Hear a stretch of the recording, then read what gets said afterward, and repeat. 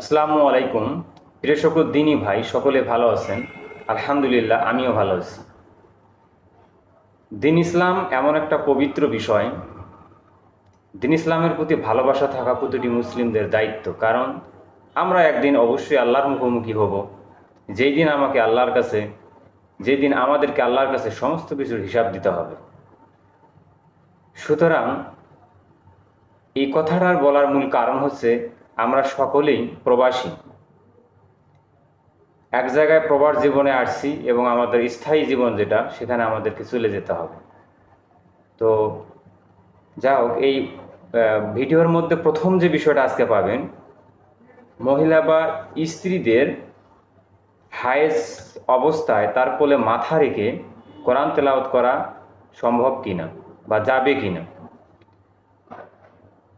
আবু ওয়াইল রাহিমাহুল্লাহ তার ঋতুবতী দাসীকে আবু রাজিন রাহিমাহুল্লাহর কাছে পাঠাতেন, আর দাসী জুইদানের পেঁচিয়ে কোরআন শরীফ নিয়ে আসত। আয়েশা রাদিয়াল্লাহু আনহা থেকে বর্ণিত, তিনি বলেন, নবী সাল্লাল্লাহু আলাইহি সাল্লাম আমার কোলে হেলান দিয়ে কোরআন তেলাওয়াত করতেন। সুবহানাল্লাহ। আর তখন আমি হায়েজ অবস্থায় ছিলাম। এ হাদিসের মান সহিহ। সুতরাং আপনারা অবশ্যই, যদি আপনাদের স্ত্রীদের এই সমস্যাটুকু হয়ে থাকে, তা আপনারা মোকাবেলা করে কোরআন পড়তে পারেন। তার কোলে মাথা রেখে আপনি কোরআন তেলাওয়াত করতে পারেন, তাতে কোনো সমস্যা নেই। আর যদি সমস্যা থাকতো, তাহলে হাদিসটা এখানে এভাবে সুস্পষ্টভাবে প্রমাণ হতো না। যেহেতু আমি এখানে আয়েশা রাদিয়াল্লাহু আনহা থেকে সুস্পষ্টভাবে প্রমাণ দিয়েছি যে আল্লাহ রাসূল সাল্লাল্লাহু আলাইহি ওয়াসাল্লাম ঋতুবতীকালীন অবস্থায় আয়েশার কোলে মাথা রেখে কোরআন তেলাওয়াত করতেন। হাদিস বুখারী, মুসলিম ও অন্যান্য হাদিস গ্রন্থের দ্রষ্টব্য। এখন হচ্ছে অধ্যায় নম্বর 4। এখানে বলা হয়েছে যে যারা নিফাসকে হায়েজ এবং হায়েজকে নিফাস বলেন, এই বিষয়ে উম্মু সালমা রাদিয়াল্লাহু আনহা থেকে বর্ণিত, তিনি বলেন, আমি নবী সাল্লাল্লাহু আলাইহি সাল্লামের সঙ্গে একই চাদরের নিচে শুয়েছিলাম।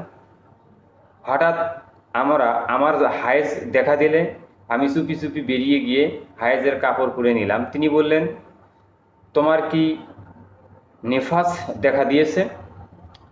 আমি বললাম, হ্যাঁ। তখন তিনি আমাকে ডাকলেন, আমি তার সঙ্গে চাদরের ভেতর শুয়ে পড়লাম।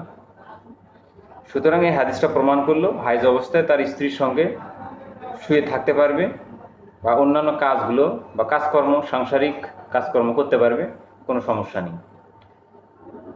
তো প্রিয় সকল দিনী ভাই, এটা একটা খুবই গুরুত্বপূর্ণ জিনিস, যা আমাদের প্রতিটি মুসলিমদের দায়িত্ব। আর আমরা যদি এই বিষয়ে সঠিক কিছু না জানতাম বা এটা যদি সঠিকভাবে বর্তমান সময়ে আমরা যদি প্রয়োগ করতে না পারি, তাহলে আমাদের অনেক সমস্যা হতে পারে। সুতরাং আমরা সঠিকভাবে কীভাবে ব্যবহার করব, তা অবশ্যই মাথায় রাখার চেষ্টা করব। সকলকে আমার সালাম। আসসালামু আলাইকুম ওয়া রাহমাতুল্লাহ।